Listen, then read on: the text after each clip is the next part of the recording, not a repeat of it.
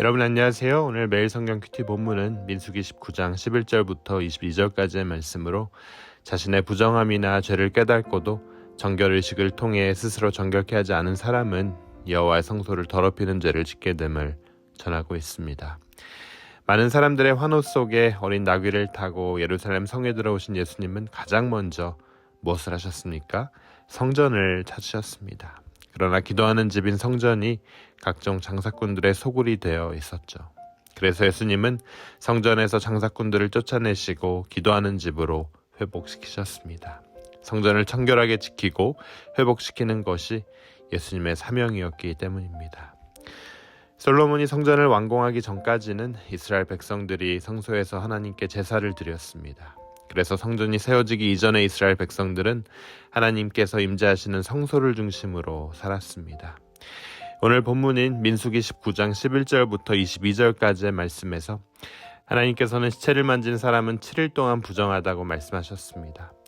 그리고 그 부정함을 회복하기 위해 암송아지의 재를 타서 만든 정결하게 하는 물을 뿌리라고 말씀하셨습니다. 하지만 하나님께서 규정하신 대로 정결하게 하는 물은 셋째 날과 일곱째 날에 자신에게 뿌리지 않고 자신을 정결하게 하지 아니하면 여호와의 성막을 더럽히게 된다고 말씀하시죠. 민수기 19장 13절이 이렇게 전합니다. 누구든지 죽은 사람의 시체를 만지고 자신을 정결하게 하지 아니하는 자는 여호와의 성막을 더럽힘이라. 그가 이스라엘에서 끊어질 것은 정결하게 하는 물을 그에게 뿌리지 아니하므로 깨끗하게 되지 못하고 그 부정함이 그대로 있음이니라. 이스라엘 공동체와 함께 하시는 여호와의 성막을 더럽힌다라는 말은 깨끗하지 못하다, 부정하다, 불결하다라는 의미로 하나님의 영광과 거룩하심을 훼손한다는 뜻입니다. 결국 거룩하신 하나님을 모욕하는 것과 같은 의미입니다. 본문에서 하나님을 모욕하는 일을 이스라엘에서 끊어지게 될 것이라고 말씀하셨습니다. 어제 말씀이 전한 대로 하나님의 영광을 가리거나 하나님의 이름을 모욕되지 않게 하기 위함인 동시에 부정해진 자는 반드시 정결하게 하는 물을 뿌림으로 자신을 정결케 해야 했습니다. 금일 말씀 19장 19절이 이렇게 전합니다. 그 정결한 자가 셋째 날과 일곱째 날에 그 부정한 자에게 뿌려서 일곱째 날에 그를 정결하게 할 것이며 그는 자기 옷을 빨고 물로 몸을 씻을 것이라. 저녁이면 정결하리라. 하나님께서 정하신 정결의식을 행할 때 그 사람은 정결함을 입을 수 있었습니다. 이 같은 정결의식을 행하면 당장 눈에 보이는 어떤 변화나 기적이 일어나는 것은 아닙니다. 하지만 하나님께서 명령하신 말씀에 순종함으로써 하나님을 경외하는 자세를 다시 회복하게 된다는 거죠. 하나님을 경외하는 자는 같은 죄를 반복하지 않기 위해 애를 쓰게 됩니다.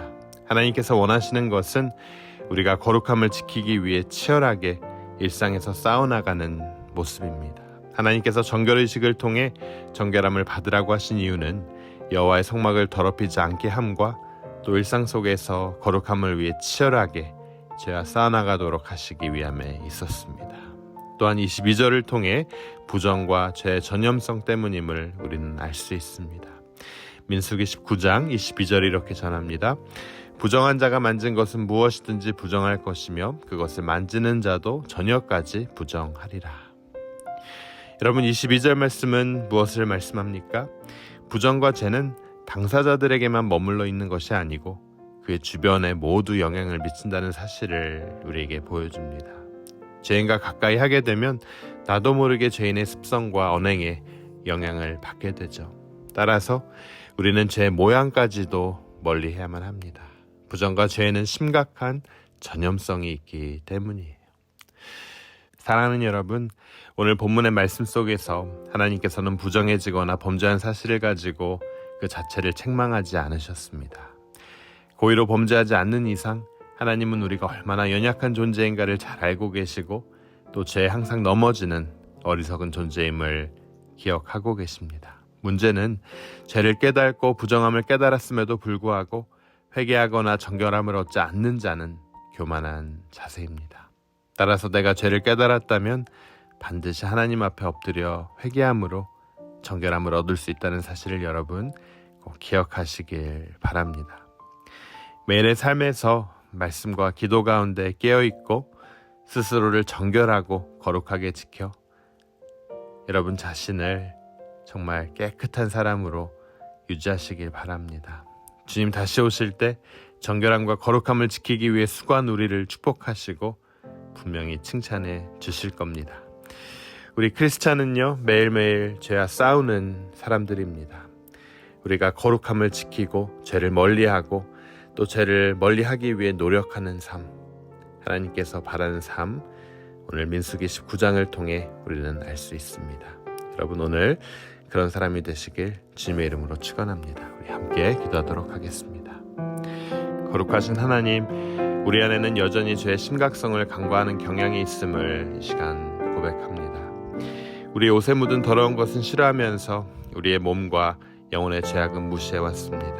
우리의 어리석음을 용서해 주시고 죄를 회개하고 항상 내 자신을 거룩하게 지켜나갈 수 있도록 내 영혼을 깨워 주시옵소서.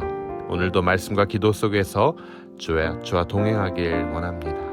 나의 마음을 붙들어 주시고 우리가 죄를 멀리하고 거룩한 자세로 거룩한 삶을 이 세상 가운데 살 수 있도록 허락하여 주시옵소서. 이 모든 말씀 예수 그리스도의 이름으로 간절히 기도드립니다.